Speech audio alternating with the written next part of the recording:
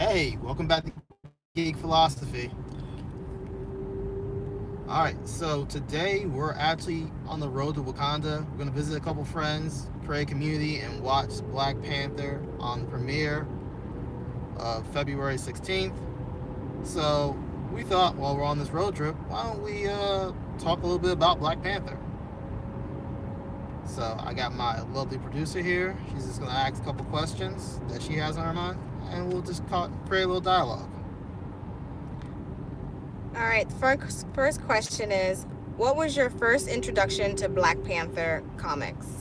So, my first introduction to Black Panther was back in 2004. I was a senior, and it was the first time I had a job and got some money.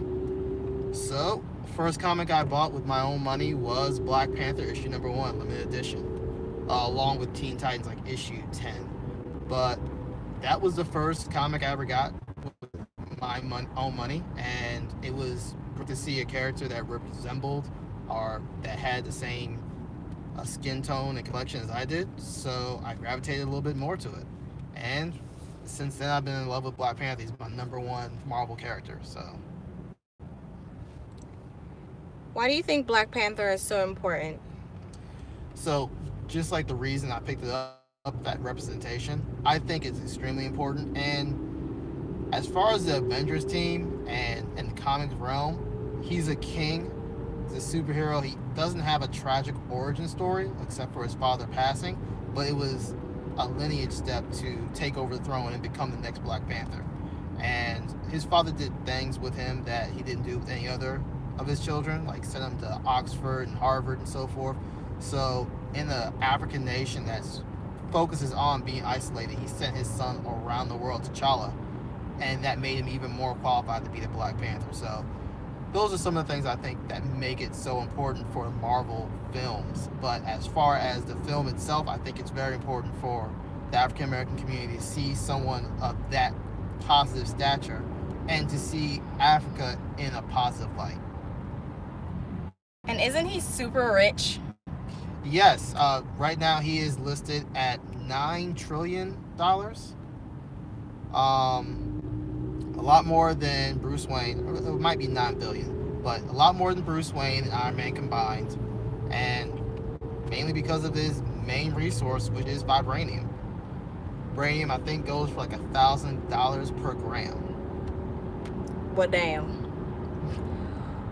What is your favorite Black Panther story arc? So my favorite one came out in 2005, and that was the focus on him finding a wife. So he does have the Daria Majah, which are the chosen ones, are pretty much his fiancés. Say what now? But they are more of a bodyguard unit, and most of the Black Panthers, like his father and his father before him, didn't really pick from the Daria Majah anyway. They did find their wives outside, and he found his wife after doing a lot of soul searching. It was like three issues long where he had to go into his past relationships and talk to some of the females he's dealt with in the superhero community, and he finally decided, like, hey, the one I want to be with is the one I first met, and that was Storm. Okay, so how can Storm be introduced into the Marvel Cinematic Universe with her current background? So right now, until the deal with Disney and Fox goes through, there's no real telling how, because Comcast can't just go ahead and steal the bid and be like, hey, we're gonna spend more money on the Fox property to get it, or it's a tactic to get Disney to spend some more money. But I do think Disney's gonna get it, and if they do get it, there's two ideas I have. The first one is stay on the path they're going, keeping the MCU the way it is, and then you have the next X-Men movie coming out, Dark Phoenix. It looks like, from some of the concept art and so forth, it looks like it is going to be in space. It looks like Storm is coming back as a main member. I would literally make the ending, twist the ending a little bit, make the Phoenix somehow, or Jean Grey, somehow block mutant abilities. Because this is supposed to be set in the 90s. Block mutant abilities for like the next 20 years. That way, they can just say, hey, The reason we haven't heard about mutants in the MCU is because of the Dark Phoenix saga. Cancel all mutants. And then 2008 or 2020, 2021, Phase 4, after the deal is done, Phoenix awakens, all mutants are back on Earth. And then that's a way you can kind of seamlessly bring Storm and everyone from the X-Men category back into the MCU. And Fantastic Four, I would just reboot it completely. But the other idea I have is you kind of do a reverse Scarlet Witch. So back in the 2000s, there was a series of comics called House of M, where Wanda had a breakdown, and everyone thought that Magneto used his powers or use Wanda's powers to remake the world, and now mutants were on top and they were ruling everything, and the humans were the oppressed ones.